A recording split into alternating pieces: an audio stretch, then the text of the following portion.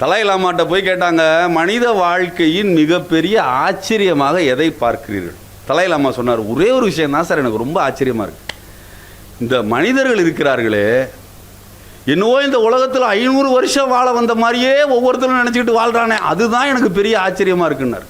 அகத்தியர் காலத்துலேருந்து நம்ம உயிரோடு இருக்க மாதிரியும், இன்னும் 300 வருஷத்துக்கு நம்ம உயிரோடு இருக்க போகிற இச்சா மரணம் வர வாங்கிட்டு வந்த மாதிரியும் எல்லோரும் இருக்காங்க. என்ன காரணம்னா, அவனுக்கு ஆட்டம் ஒரு நாள் முடிவுக்கு வரும் என்கிற உண்மை புரியவில்லை. ஆட்டம் ஒரு நாள் முடிவுக்கு வந்து விடுங்கிற பயத்தில் இருக்கிறவன் பேசாமல் இருக்கும். அதனால தான் நமது இந்து சமயத்தில் நாம் திருநீறு தினம் அணிய சொல்லி வற்புறுத்துகிறோம். திருநீறு என்பது சாம்பல்.